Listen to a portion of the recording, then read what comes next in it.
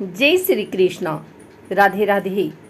आइए सुनते हैं कार्तिक मास महात्म्य का 12वां अध्याय।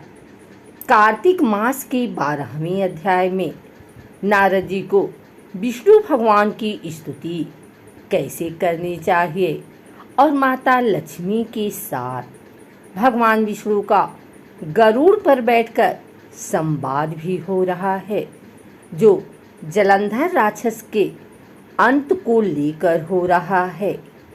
आइए सुनते हैं कार्तिक मास महात्म्य का 12वां अध्याय।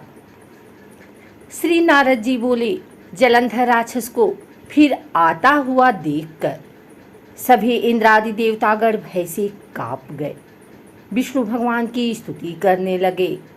देववृंद बोले, हे भगवान, आप मत्स्य कुर्मादि कितने ही अवतार धारण करके अपने भक्तों के कार्य करने के लिए उद्धत रहते आए हैं और सर्वदा दुखियों के दुखों का नाश करते आए हैं, तथा ब्रह्मा विष्णु और शिव रूप धारण कर संसार की उत्पत्ति, पालन तथा संहार करते आए हैं। गदा, शंख, पद्म और तलवार अपने हाथों में धारण किए हैं। ऐसे भगवान, आपको नमस्कार है। आप श्री लक्ष्मी के पति, दैत्यों का विनाश करने वाले, गरुड़ पर सवारी करने वाले, पीतांबरधारी, यज्ञ आदि समस्त क्रियाओं को परिपूर्ण करने वाले और विघ्नों के दूर करने वाले विष्णु भगवान इस प्रकार आपको बारंबार प्रणाम करते हैं। हे विष्णु, आप राक्षसों से पीड़ित देवताओं के दुख रूपी पर्वत के लिए वज्र के सदृश हैं। आप शीश रूपी सैया पर शयन करते हैं। सूर्य तथा चंद्रमा ये दोनों आपके नेत्र हैं।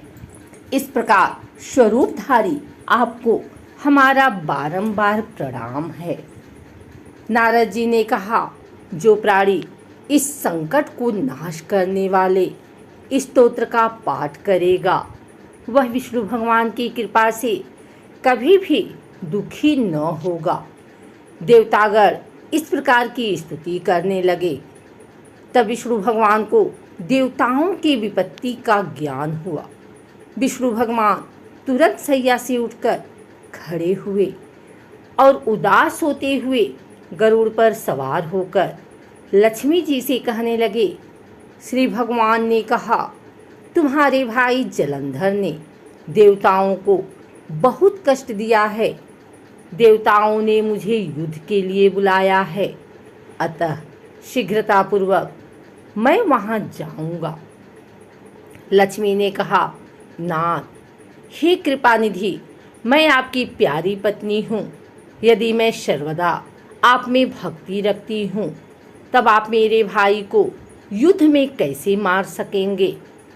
भगवान ने कहा कि शिव जी के अंश से उत्पन्न होने के कारण, ब्रह्मा के वरदान के कारण तथा तुम्हारी प्रीतिवश जलंधर मेरे वध योग्य नहीं है। नारद जी ने कहा कि विष्णु भगवान लक्ष्मी जी से ऐसा कहकर गरुड़ पर आसीन हुए। शंख, चक्र, गदा और तलवार धारण किए हुए दैत्यों से युद्ध करने के लिए विष्णु भगवान शीघ्रता से जहाँ देवतागण स्तुति करते थे जा पहुँचे।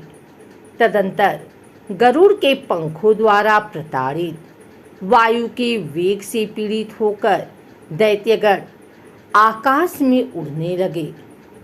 जिस तरह वायु से आहत होकर मेघ आकाश में उड़ते हैं, दैत्याधीश जलंधर राक्षसों को वायु पीड़ित देखकर क्रोधित हुआ। उछलकर विष्णु के समीप आया